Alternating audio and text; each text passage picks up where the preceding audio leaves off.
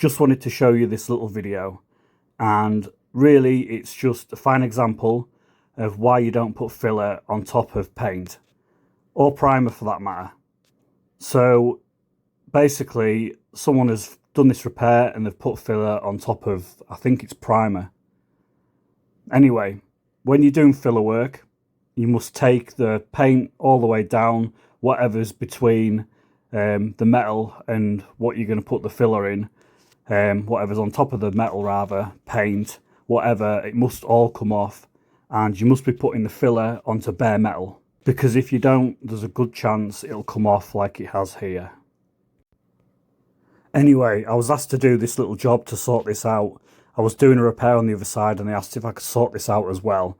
So I've sanded it back, I've put some more filler in, I've tried to make a bit better job of a bad job.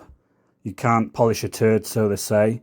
It's had a really bad repair and I'm not going to start taking all the filler out and start paneling it, which ideally is really what it needs.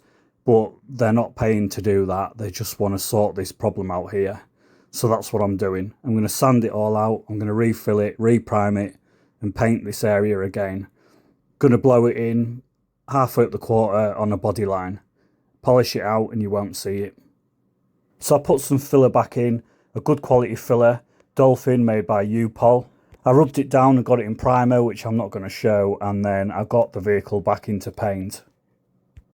So it's okay to have a very thin skim of a fine filler, like a U-Pol Dolphin glaze over the edge there. But really, if you feather the edges out properly and use a good quality hard build primer, that should be enough to get it. So job done, and this is what it looks like. Just a very cheap repair, just to tidy that edge up there, just to make it look a bit better. So this car had been repaired somewhere else and it was a pretty poor job. The wheel arch ideally wants to be panelled again, a load of filler taken out of it and the job really doing again.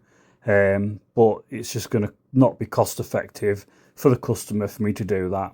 What I've done, it'll totally do. As you can see, it's tidied the car up loads. So when you're doing filler work, always remember, take that paint down to the bare metal and always put filler on bare metal. Always put filler on bare metal, never put it onto the paint.